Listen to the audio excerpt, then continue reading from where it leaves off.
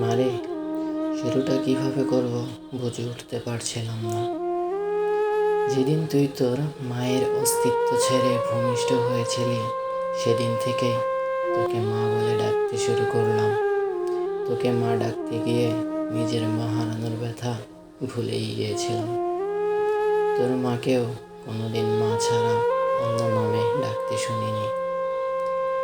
বিদ্যালয়ে প্রথম দিন শিক্ষক তোর নাম জিজ্ঞেস করেছিলেন। তোকে মা বলে ডাকতে ডাকতে তোর ডাক নামটাও ভুলে গিয়েছিলাম। আমি তোর নাম বলতে না পারায় সবাই আমাকে নিয়ে হাসতেছিল, তাই চিঠির ওপরে তোর নামের জায়গায় মা লিখেছি।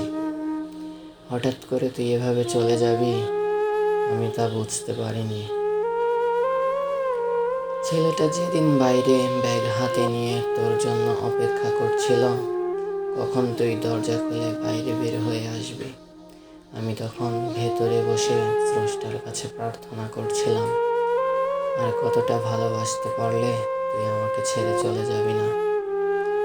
তুই ঘরে বসে ভাবছিলি আজ যেতে না পারলে ছেলেটার কাছে ছোট হয়ে যাবি, আর আমি ভাবছিলাম তুই চলে গেলে সমস্ত পিতৃজাতির কাছে কি করে মুখ দেখাবো। জানিস মা, তুই তোর 3 বছরের ভালোবাসা খুঁজে পেয়েছিস, কিন্তু আমার জীবন থেকে 20 বছরের ভালোবাসা হারিয়ে গেছে।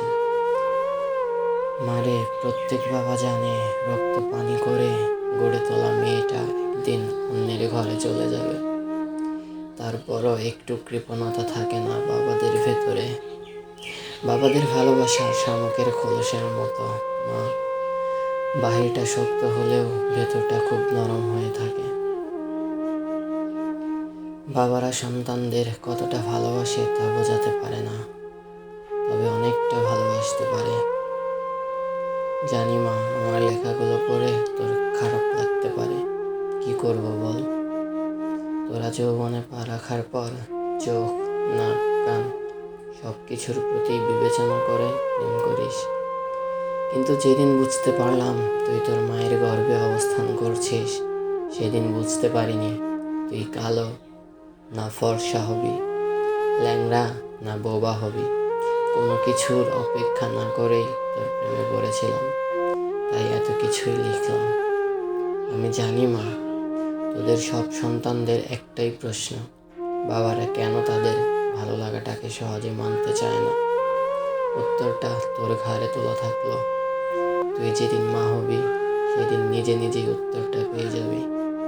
তোরা যখন একটা ছেলের হাত ধরে পালিয়ে যাস, তখন ওই ছেলে ছাড়া জীবনে কারো প্রয়োজন বোধ করিস না, কিন্তু একটা বাবা বোঝে তার জীবনে নিজের মেয়েটার কতটা প্রয়োজন।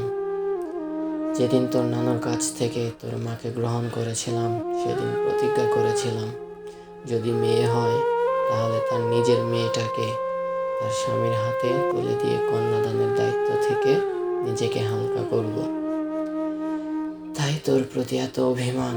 মারে, বাবার উপর রাগ করিস না। তোরা অল্প দিনের ভালোবাসার জন্য ঘর ছেড়ে পালাতে পারিস, তবে আমরা 20 বছরের ভালোবাসার জন্য বেপরোয়া হব না কেন? বাবারা মেয়ে সন্তানের জন্মের পর চিন্তা করতে থাকে নিজের মেয়েটাকে সুপাত্রের হাতে তুলে দিতে পারবে তো, আর যৌবনে পা রাখার পর চিন্তা করে কোনো প্রতারণার ফাঁদে পড়ে পালিয়ে যাবে না তো। তাই মেয়েদের প্রতি প্রত্যেকটা বাবার এতটা নজরদারি। যদি মন কাঁদে চলে আসিস, বুক পেতে দেব।